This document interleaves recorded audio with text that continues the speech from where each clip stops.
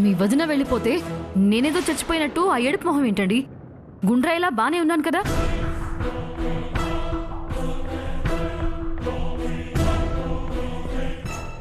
ఒక్క మాట అంటే మీకు అంత కోపం వచ్చిందా? మరి 4 రోజుల నుంచి మీ వదిన కనిపించట్లేదు అని ఆరాటం తప్ప మమ్మల్ని మీరు కొంచెమైనా పట్టించుకున్నారా? మరి మాకెందుకు కోపం రావాలండి?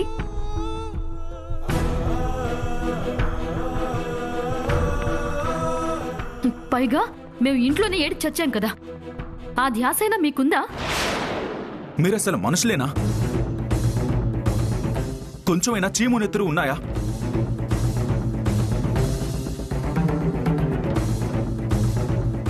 అన్నీ తాన ఇంటిని నడిపించే వదిన కనిపించట్లేదన్న బాధ మీలో ఇసువంతైనా ఉందా?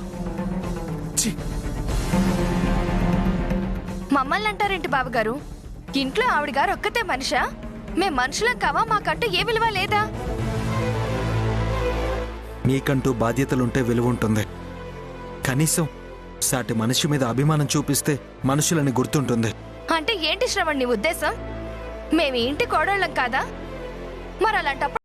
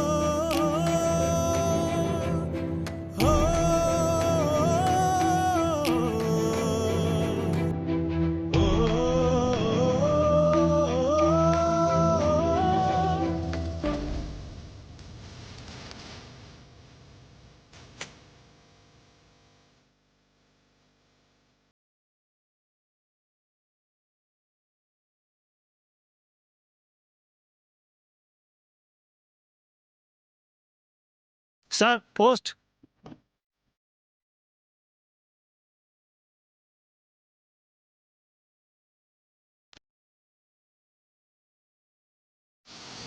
భజరే భజరే భజ భజ భజ భజరే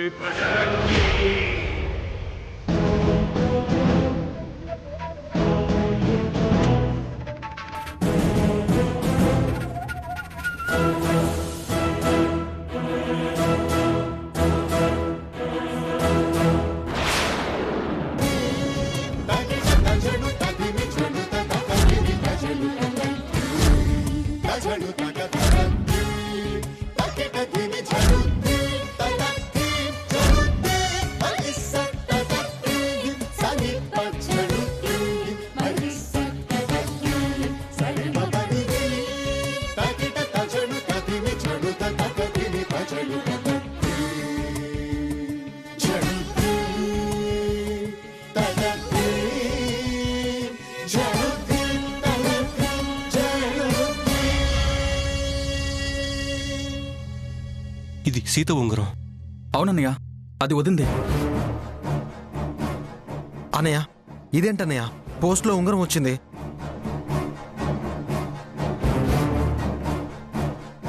వదినకైతే ఎటువంటి ప్రమాదం లేదు కదా?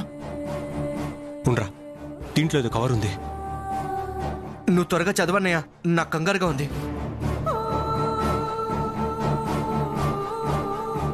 ప్రియమైన శ్రీవారికి మీ భార్య సీత వ్రాయినది. నేను క్షేమంగానే ఉన్నాను.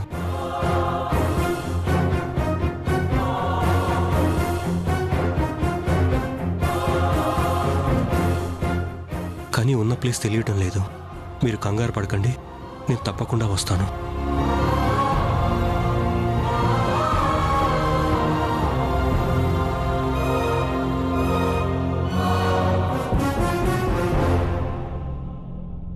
సీత క్షేమంగానే ఉన్నానని రాయడం సంతోషంగా ఉంది.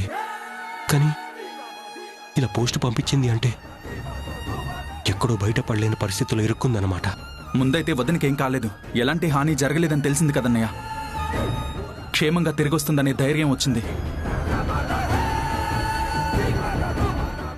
అన్నయ్య, దాని మీద ఫ్రమ్ అడ్రస్ ఉందా చూడండి.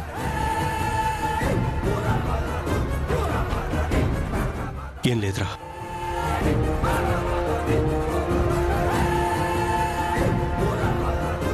సరే, నేను వెళ్ళి ఇలా పోస్ట్ వచ్చిందని సిఐ అశోక్ గారికి చెప్పొస్తాను.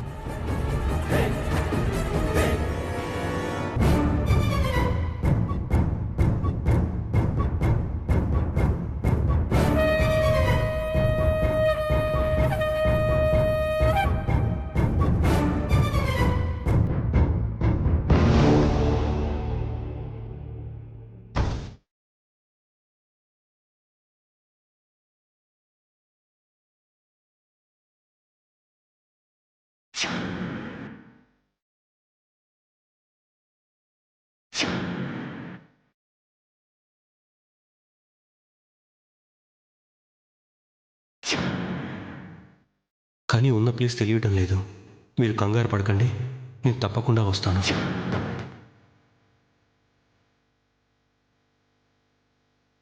దాక్షాయణి, పిలిచావెందుకు? సీతక్క తను లేకపోతే ఇల్లు గడవదు అని నిరూపించటానికి తనకు తానుగా ఇంట్లో నుంచి వెళ్ళిపోయింది అన్న నా అనుమానం దాదాపు నిజమే అని చెప్పడానికే పిలిచాను. అనుమానం బలపడేంత ఆధారం నీకేం దొరికింది? ఇందాక పోస్ట్లో తన రింగు, తను క్షేమంగా ఉన్నాను అనే సమాచారం సీతక్క బావగారికి పంపింది. ఉంగరం ఉత్తరం పోస్ట్ చేసే టైంలో అదేదో బావగారికో మనకో ఫోన్ చేసి చెప్పుండొచ్చు కదా.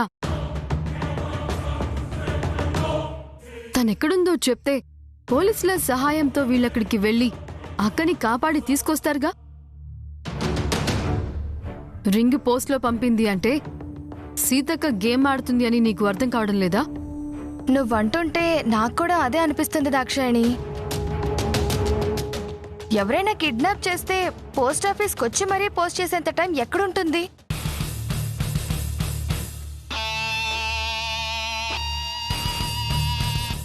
ఏదో పోస్ట్ అంటున్నారేంటి? దేని గురించి? మీరు దేవతలా భావించే మీ పెద్దదిన చేసిన నిర్వాకం గురించే మాట్లాడుకుంటున్నాం. మీరు ఒప్పుకున్నా ఒప్పుకోకపోయినా మా వదిన మాత్రం దేవతే. ఆ విషయం మనసు పెట్టి చూస్తే ఎవరికైనా తెలుస్తుంది. ఇంకాపుతారా మీ భజన? ఉన్నమాట కదా అంది, దాంట్లో భజనేముంది? నిజంగా మీ పెద్దొదిన అంత గొప్పదే అయితే తనకు తానుగా ఇల్లు వదిలి వెళ్ళిపోయి బావగారిని మిమ్మల్ని టెన్షన్ పెట్టాల్సిన అవసరమేముంది? మతుండే మాట్లాడుతున్నావా నువ్వు? తనకు తానుగా ఇల్లు వదిలి వెళ్లాల్సిన కర్మ మా వదినకేంటి? పనుంటే చెప్పే వెళ్తుంది. అవునా? మరి ఎవరో కిడ్నాప్ చేస్తే అక్క తన ఉంగరం పోస్ట్లో ఎలా పంపించగలుగుతుంది?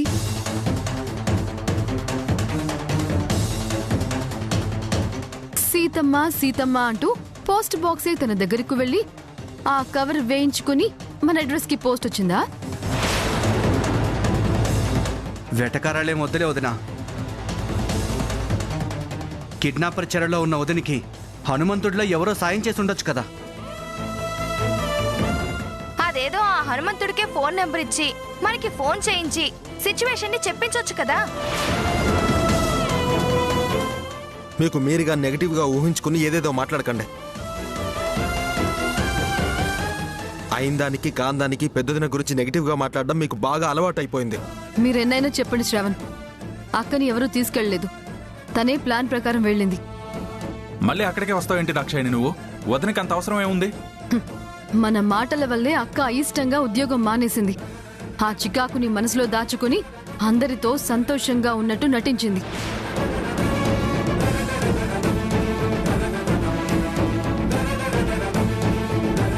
తను లేకపోతే మనెవరికి ఒక్కడుగు కూడా ముందుకి పడదని, ఇంటి అధికారమంతా తనదే, ఏదైనా తన వల్లే అవుతుందని గొప్పలు పోవడానికి అభిమానంతో మీకు అన్నం తినిపించగానే మెల్లగా జారుకుంది. 4 రోజులు మనల్ని ఇలా టెన్షన్ పెడుతుంది. నువ్వు అనవసరంగా మోడలింగ్లోకి వెళ్ళావు కానీ రైటర్గా ట్రై చేసుంటే ఇలాంటి కథలు చెప్పి పెద్ద రైటర్ అయ్యేదానివి. మీ పెద్దదిన చెప్పే కట్టుకథల కంటే ఇవేవి గొప్పవి కాదులేండి.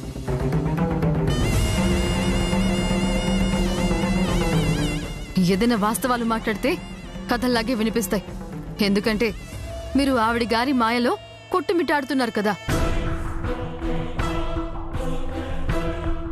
మేం మాయలో ఉండడం కాదు, మీరిద్దరే వదిన విలువ దిగజార్చడానికి నోటుకొచ్చిందల్లా మాట్లాడుతున్నారు. ముందు మీ భ్రమలు తొలగించుకొని వదిన ఎలాంటిదో తెలుసుకోండి. వీళ్ళని మార్చడం మన వల్ల కాదు దాక్షాయణి. అక్క చూపించే నక్క ప్రేమ బయట పడితే తప్ప వీళ్ళ మబ్బులు విడిపోవు. పద దాక్షాయణి.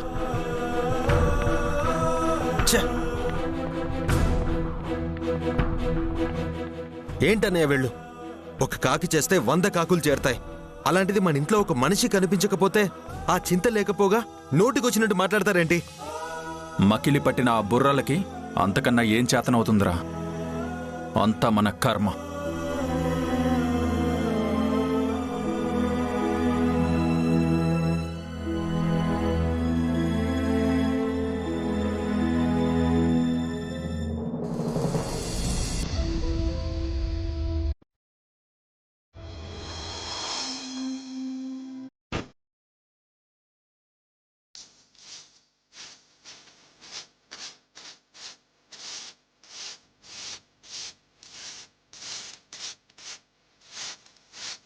మారుతి, సిద్ధాంత్ గారు, మీరేంటి ఇలా వచ్చారు?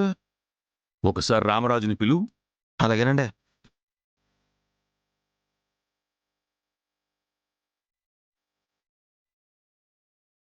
సిద్ధాంతి గారు, నమస్కారం అండి. మీరు ఈ టైంలో ఇలా వచ్చారేంటి? సీత కనిపించకుండా పోయిందని గుడి ప్రాంగణంలోని బాధ చూశాక నీ భార్య జాతకాన్ని మరొక్కసారి క్షుణ్ణంగా పరిశీలించాను.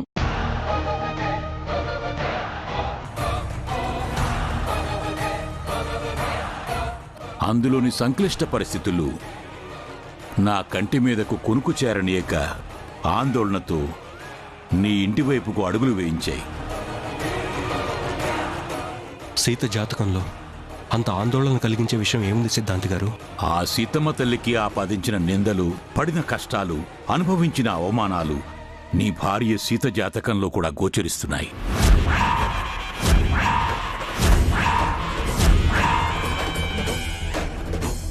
మరి ఆ సమస్య నుంచి నా భార్య బయటపడేది ఎలా సిద్ధాంతి గారు?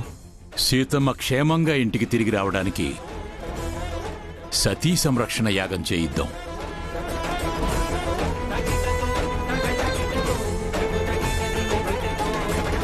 అలాగే సిద్ధాంతి గారు. ఎలా చేయాలో చెప్పండి సిద్ధాంత్ గారు, మేమంతా నిష్ఠగా చేస్తాం. చేయాల్సింది అందరూ కలిసి కాదు, రామరాజు మాత్రమే చెయ్యాలి.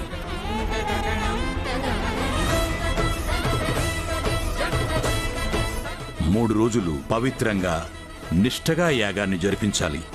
తప్పకుండా చేస్తాను సిద్ధాంతి గారు. ఏంటి బావగారు మీరు కూడా? తుమ్మినా దగ్గినా ఆయిందానికి కాందానికి మన ఇంట్లో హోమాలు, యాగాలు, పూజలు అనడం ఆనవాయితీ అయిపోయింది.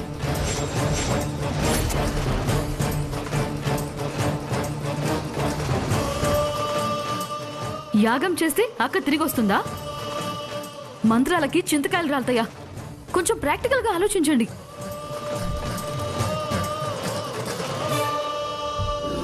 చూడమ్మా దాక్షాయిని, దేనికైనా నమ్మకమే ప్రధానం.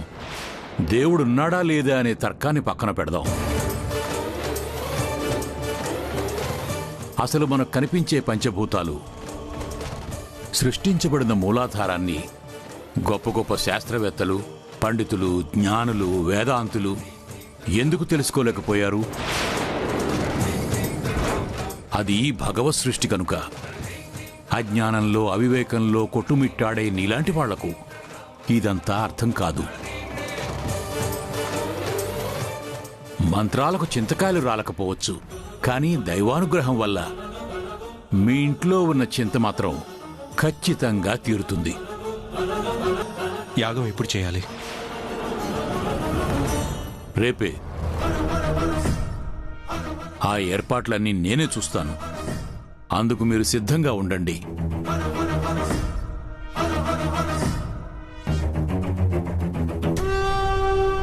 అలాగేనండి. వెళ్ళొస్తాను. అందరూ ప్రశాంతంగా ఉండండి. శుభం భూయాత్.